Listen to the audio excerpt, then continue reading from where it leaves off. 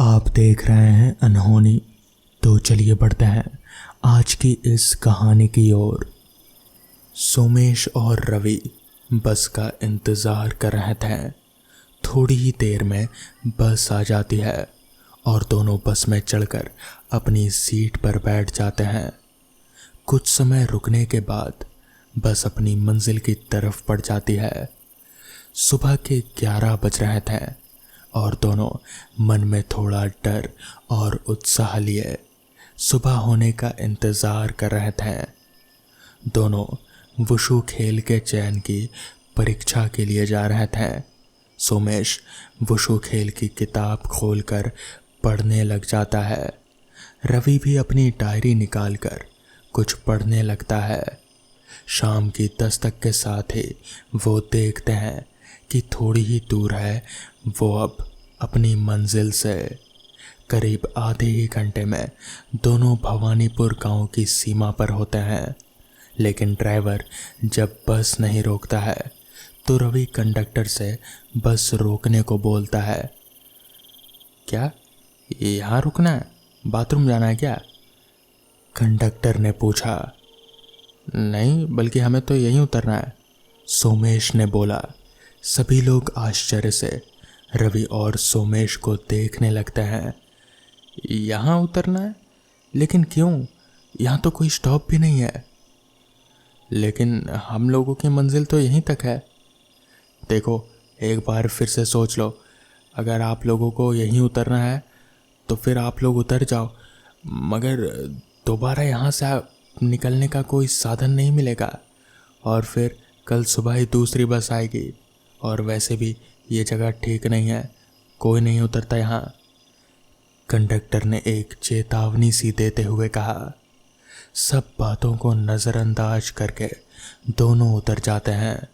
रवि और सोमेश के उतरने के साथ ही सब लोग उन्हीं लोगों को एक अजीब निगाह से देख रहे थे। उन दोनों को भी थोड़ा अजीब तो लगा, लेकिन ज़्यादा ध्यान ना देते हुए दोनों आगे बढ़ गए और बस तेज़ी से आगे निकल गई। रवि, तूने देख लिया ना अच्छे से कि ये वही जगह थी जहाँ हमें उतरना था? यहाँ वो कॉलेज जहाँ की खेल का कैंप लगा था वो तो कहीं नज़र नहीं आ रहा यार। सोमेश ने चारों तरफ वीराना देखकर पूछा। हाँ, जगह तो यही दिखा रहा है गूगल मैप पर, रवि ने अपने फ़ोन में देखते हुए कहा। लेकिन यार, यहाँ तो दूर दूर तक कोई कॉलेज या फिर कोई स्कूल भी नज़र नहीं आ रहा, सोमेश ने थोड़ा चिंतित होते हुए कहा।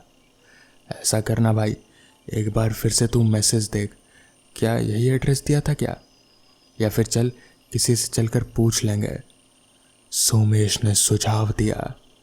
रुक, देखता हूँ क्या एड्रेस है कॉलेज का, कहते हुए रवि ने एक लिफाफा निकालकर उस पर एड्रेस देखा। श्री जगमोहन विद्या मंदिर, पोस्ट सोनामणि पूर्वा, ग्राम भवनानी। रवि ने एड्रेस पढ़ते पढ़ते चौंक पड़ा और अपना सिर पकड़ते हुए बोला। यार, एक गड़बड़ हो गई यार। गलती से गूगल मैप पर मैंने भवनानीपुर की जगह भवानीपुर डाल दिया और इसी वजह से हम लोग यहाँ चले आए। अब क्या होगा यार? हम लोगों का तो ट्रायल है कल, कैसे पहुँचेंगे हम वहाँ इतनी जल्दी? याद है ना वो कंडक्टर क्या बोल रहा था कि कल सुबह ही कोई बस मिलेगी? परेशान होता हुआ सोमेश बोला। यार यार यार शांत रह, मैं देखता हूँ यहाँ से भवनानीपुर कितना दूर है। अगर पास में ही हुआ तो पैदल चलेंगे।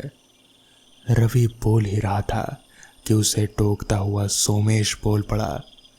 और अगर दूर हुआ तो क्या करेंगे? तब किसी गाड़ी या फिर किसी से लिफ्ट ले लेंगे, फिर कोई गाड़ी किराए पर लेकर चलेंगे, रवि ने सुझाव दिया। चलो फिर खड़े रहो यहीं पर थोड़ी देर, और अगर कोई गाड़ी नहीं मिली तो फिर गांव में चलकर देखेंगे, सोमेश बोला। गूगल पर देखकर रवि थोड़ा उदास होकर बोला। यार, 200 किलोमीटर दूर है कॉलेज यहाँ से। लोग काफ़ी देर तक सड़क पर खड़े रहे, गाड़ी का इंतज़ार करते रहे, लेकिन कोई गाड़ी आती नहीं दिखी। शाम भी ढलने लगी थी, तो उन दोनों ने कच्ची पगडंडी पकड़कर अंदर गांव में जाने की ठानी, ताकि कोई गाड़ी किराए पर ले सके। काफ़ी अंदर आकर भी उन्हें कोई आबादी नहीं दिखी। धीरे धीरे शाम की लालिमा ढलने लगी और रात काली चादर ओढ़े आ गई। रवि और सोमेश का दिल अब बहुत घबराने लगा था, क्योंकि जहाँ वो थे वहाँ उन दोनों के सिवा कोई और भी जिंदा इंसान का नामो निशान नहीं था। दोनों थककर वहीं एक पत्थर पर बैठ गए। यार, बड़ी मुसीबत में फंस गए हम लोग तो। अच्छा होता कि उस कंडक्टर की बात मान ली होती और यहाँ नहीं उतरते हैं। मुंह लटकाकर उदास स्वर में सोमेश बोला, यार मुझे माफ़ कर दे, मेरी ही गलती की वजह से हम इस वक्त यहाँ हैं। अगर उतरने से पहले एक बार एड्रेस देख लिया होता तो अभी तक हम कॉलेज पहुँच गए होते। दुखी होता हुआ रवि बोला, चल छोड़ यार, गलती दोनों की है, तो तू यूँ परेशान मत हो।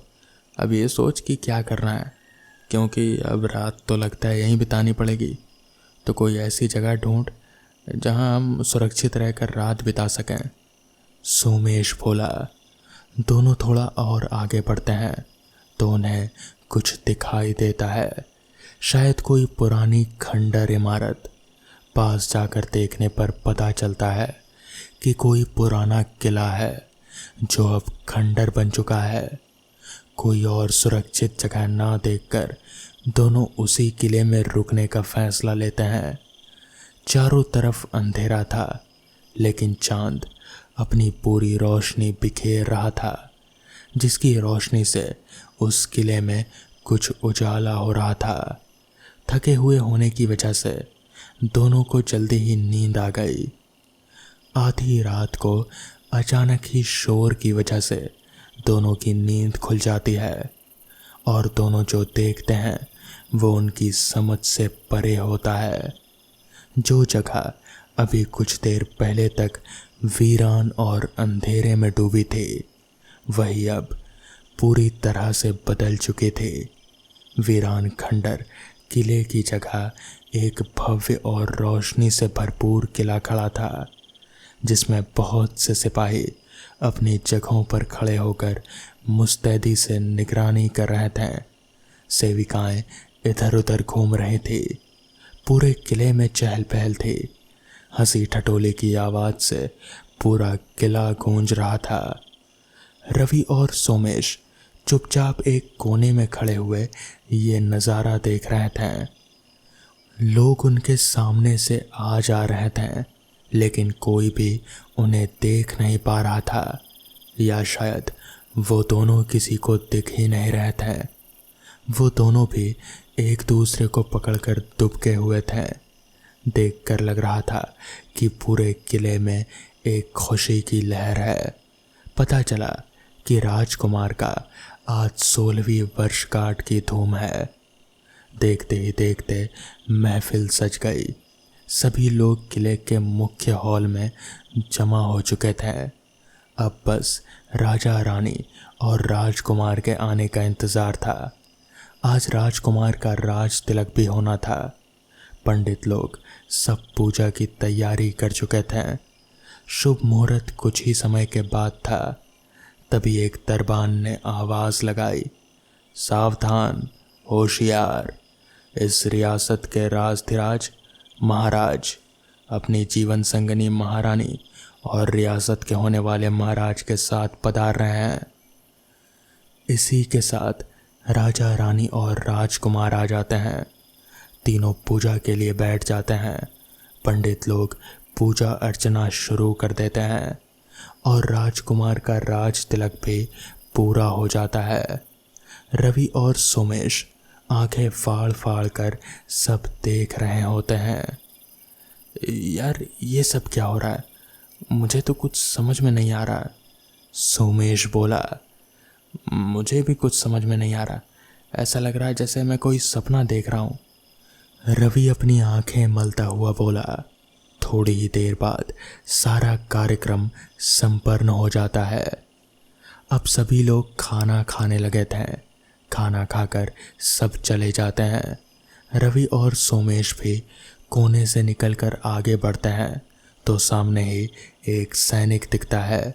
दोनों घबरा जाते हैं, लेकिन उस सैनिक को भी ये दोनों जैसे दिख ही नहीं रहे होते हैं, ऐसा लग रहा था। दोनों अब थोड़ा और आगे बढ़ते हैं तो किसी की बातचीत सुनकर छुप जाते हैं और सुनने लगते हैं कि क्या बात हो रही है। पहला आदमी बोलता है, देखो, जैसे ही सब सो जाएं, वैसे ही तुम पीछे वाला द्वार खोल देना। इस पर दूसरा आदमी बोला, ठीक है हुजूर, जैसे ही महाराज सोने चले जाएंगे मैं जाकर द्वार खोल दूंगा। तो इस पर वापस से पहला आदमी बोला, लेकिन ध्यान रहे, उससे पहले तुम्हें उनके कक्ष के सिपाहियों को बेहोश करना है। उन सबको नशीला लड्डू खिला देना, उसके बाद ही द्वार खोलना। और याद रहे कि दोनों में से कोई भी बचना नहीं चाहिए। दूसरा आदमी पूरे आत्मविश्वास के साथ बोला, आप निश्चिंत रहें हुजूर, आज की रात महाराज और राजकुमार की आखिरी रात होगी। कल का सूरज वो लोग देख नहीं पाएंगे। ठीक है, अब मैं अपने कक्ष में जा रहा हूँ, लेकिन तुम बहुत ही होशियारी से काम करना। कहते हुए पहला आदमी एक तरफ और दूसरा आदमी दूसरी तरफ चला जाता है। रवि और सोमेश दोनों बहुत ही घबरा जाते हैं और थोड़ी देर तक कुछ सोचने के बाद एक दूसरे की तरफ देखते हैं। चल यार, जल्दी से चलकर महाराज को सारी बात बता देते हैं। सोमेश कहता है, हाँ यार, तू ठीक कह रहा है, हमें तुरंत ही चलकर राजा को बताना चाहिए कि उनकी और राजकुमार की जान खतरे में है। हामी भरता हुआ रवि भी बोला। दोनों राजा का कमरा ढूंढने लगते हैं। तभी एक जगह वो देखते हैं कि कुछ सैनिक लड्डू खा रहे हैं। दोनों भाग कर जाते हैं और उनको मना करते हैं खाने से, लेकिन ये क्या, वो सैनिक तो दोनों को देख ही नहीं पा रहे होते हैं। रवि एक सिपाही के हाथ से लड्डू छीनता है, लेकिन वो लड्डू को पकड़ ही नहीं पाता। तभी सोमेश राजा के कमरे में घुसता है तो देखता है कि वो सो रहे हैं। सोमेश हिला हिला कर उन्हें जगाने की कोशिश करता है, लेकिन ये क्या, वो तो राजा को छू ही नहीं पा रहा था। लेकिन छूने का एहसास ना तो राजा को हो रहा था और ना ही सोमेश को। रवि भी भागकर राजा के कमरे में आता है और दोनों मिलकर बहुत कोशिश करते हैं उन्हें जगाने की, लेकिन उनकी सारी कोशिशें नाकाम होती हैं। तब तक दुश्मन सेना किले में घुस चुकी होती है और तलवारों के टकराने की आवाज़ें आने लगती है। जैसे ही सोमेश और रवि बाहर की तरफ देखने के लिए भागते हैं, तभी कई सारे दुश्मन सैनिक अंदर घुसने लगते हैं। सब मिलकर राजा को बेरहमी से मार डालते हैं। रवि और सोमेश ये सब देखकर बहुत ही ज़्यादा घबरा जाते हैं और वहाँ से भागने लगते हैं। बाहर कमरे से निकलते ही उन्हें एक बहुत ही बेबस आवाज़ सुनाई देती है, पिताजी, पिताजी, मुझे बचा लीजिए पिताजी। पलटकर दोनों आवाज़ की तरफ देखते हैं तो राजकुमार अपनी जान बचाकर भाग रहे होते हैं। चारों तरफ रुदन का माहौल था। चित्कार और तलवारों की आवाज़ें गूंज रहे थे और उसी में अपने पिता से मदद की पुकार की आवाज़ भी सुनाई दे रहे थे। पिताजी, पिताजी, मुझे बचा लीजिए पिताजी। लेकिन अब कौन उसको बताए कि जिससे वो बचाने की मदद मांग रहा है वो तो खुद ही अब इस दुनिया में नहीं रहा। पूरा किला भयानक चीख, रोना, तलवारों के चलने और राजकुमारी की मदद की गुहार और रोने से गूंज रहे थे। तभी सैनिक राजकुमार को पकड़ लेते हैं और उनको भी बड़ी निर्दयता से मार दिया जाता है। अचानक से सब शांत हो जाता है। किले की झिलमिलाती रोशनी अंधेरे में बदल जाती है। भव्य खूबसूरत किला वापस से एक खंडर में तब्दील हो जाता है। रवि और सोमेश अपने आप को उसी जगह पर खड़े पाते हैं। इसका मतलब वो कोई सपना नहीं देख रहे थे, बल्कि वो सब हकीकत में हुए थे। चारों तरफ अंधेरा, वीराना, खंडर और खामोशी पसरी हुई है। तभी अचानक से रोने की एक आवाज़ सुनाई देती है। पिताजी, मुझे बचा लीजिए पिताजी। तो दोस्तों, ये थी आज की कहानी। अगर आपको ये कहानी पसंद आई हो तो वीडियो को लाइक और चैनल को सब्सक्राइब करना ना भूलें। तो मैं आपका दोस्त आर्यन जल्द ही मिलूँगा आपसे ऐसी ही नई कहानी के साथ। तब तक के लिए अपना ख्याल रखें।